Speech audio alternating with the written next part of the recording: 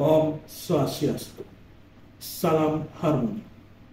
Perkenalkan, saya Ibu Tude Fardana dengan NIM 221103-1274. Di sini saya akan membahas tentang perkembangbiakan pada hewan.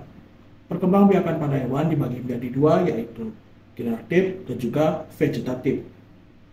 Baik, tanpa menunggu lama, mari kita saksikan video ini. Perkembangbiakan pada hewan. Perkembangbiakan hewan terbagi menjadi dua macam, yaitu generatif dan juga vegetatif.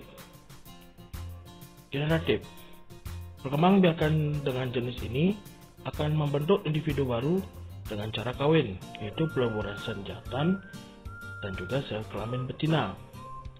Nah, generatif ini ada tiga macam, yaitu vivipar, ovovipar, dan ovovivipar. Vivipar atau melahirkan. Cara pertama yang dapat dilakukan oleh hewan untuk memperbanyak diri adalah dengan cara melahirkan.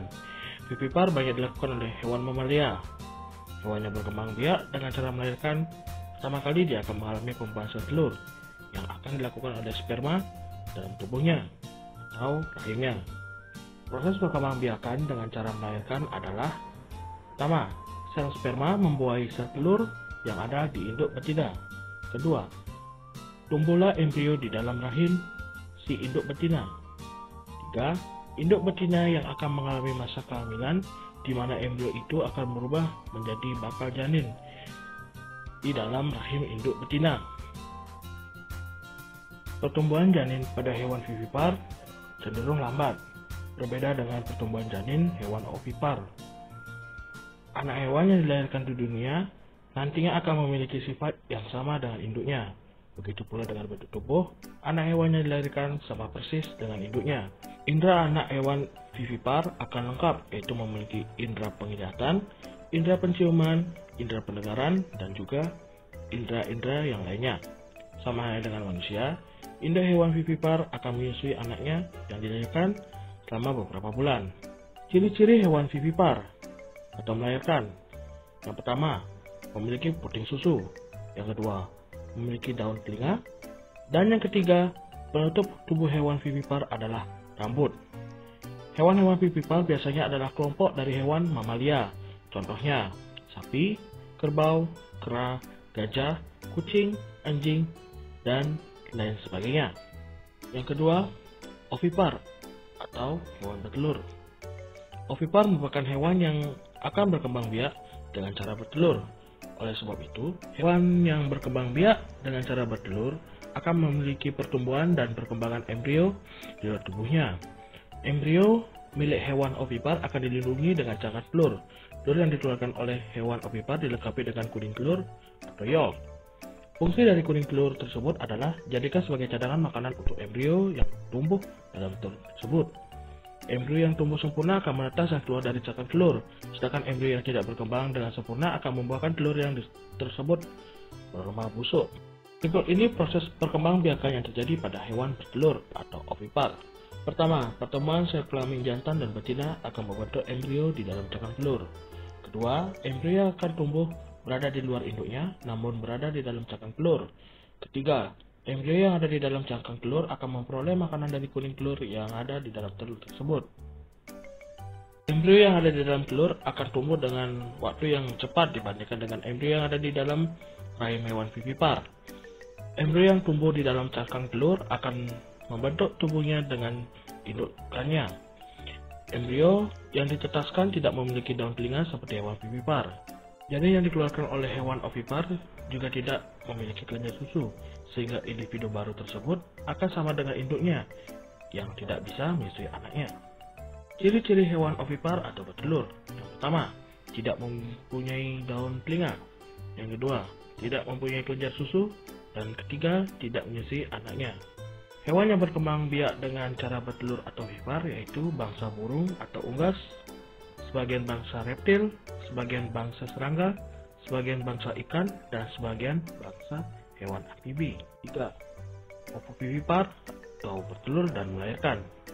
Banyak yang bingung dengan perkembangbiakan ini. Bagaimana bisa hewan bisa bertelur dan juga melahirkan? Sebenarnya simpel saja. Telur yang dihasilkan pembuahan tersebut ada di dalam tubuh induknya dan baru dilahirkan setelah telur itu menetas. Oleh sebab itu, hewan yang berkembang biak dengan cara itu disebut dengan hewan yang bertelur dan juga melahirkan. Berikut adalah proses hewan yang bertelur dan juga melahirkan. Pembuahannya dilakukan oleh sel kelamin jantan terhadap sel kelamin betina menghasilkan embrio yang ada di dalam tubuh induk betina. Embrio tersebut tumbuh dan berkembang di dalam cangkang telur. Embrio tersebut akan berkembang dan tumbuh di dalam telur. Sama halnya dengan hewan ovipar, makanan yang diperlukan oleh bakal janin itu ada pada kuning telur. Makanan yang dibutuhkan oleh bakal janin itu tidak berasal dari induknya. Saat tiba waktunya untuk dilahirkan, telur tersebut akan menetas. Setelah telur itu menetas, anak hewan tersebut akan keluar dari tubuh induknya dan menghasilkan individu yang baru. Contoh, hewan yang berkembang biak dengan cara bertelur melahirkan antara lain ular, kadal, ikan hiu, ikan pari. Lanjut ke perkembangbiakan hewan vegetatif. Perkembangbiakan dengan cara vegetatif hanya dilakukan oleh hewan yang memiliki tingkatan rendah. Contohnya cacing, hydra, dan lain sebagainya. Cara vegetatif merupakan cara yang dapat dilakukan hewan dengan berkembang biak, meskipun dengan cara tidak kawin. Berikut adalah jenis perkembangbiakan yang masuk ke dalam jenis vegetatif. Pertama ada tunas. Hewan yang berkembang biak dengan cara tunas adalah hewan hydra. Cara berkembang biakan dengan cara tunas adalah sebagai berikut. Hewan hydra akan berkembang biak dengan cara membentuk tunas dalam tubuhnya. Tunas tersebut akan tumbuh dan berkembang dengan batasan ukuran tertentu. Setelah dirasa cukup dewasa, tunas yang ada pada hewan itu akan melepaskan dirinya dari induknya. Setelah tunas memisahkan diri dari induknya, tunas itu akan membentuk individu yang baru. Yang kedua, membelah diri. Perkembangbiakan secara vegetatif lainnya adalah membelah diri. Perkembangbiakan ini biasa terjadi pada hewan yang memiliki sel satu. Berikut ini adalah cara pembelahan diri yang dilakukan oleh hewan yang memiliki sel satu. Hewan bersel satu memiliki inti sel. Inti sel pada hewan bersel satu ini akan membelah diri menjadi dua bagian. Pembelahan dua bagian itu diikuti dengan pembelahan cairan dan juga dinding sel. Setelah itu, muncullah dua sel individu baru.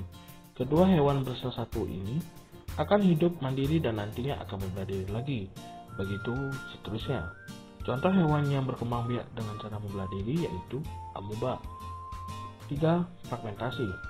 Fragmentasi merupakan perkembangbiakan yang akan dilakukan oleh kelompok hewan tingkat rendah dengan memotong bagian tubuh tertentu untuk menghasilkan individu baru. Cara berkembangbiakan dengan cara fragmentasi adalah hewan yang berkembang biak dengan cara fragmentasi adalah cacing planaria. Cacing ini adalah cacing pipih. Cara perkembangbiakan cacing ini adalah ketika memotong bagian tubuh cacing ini, bagian tubuh yang dipotong akan membentuk individu baru. Baik, sekian untuk video pembahasan. Jika ada salah kata dan salah penyebutan, mohon dimaafkan. Dan saya tutup dengan Param Santi. Om Santi Santi Santi Om. Salam harmoni.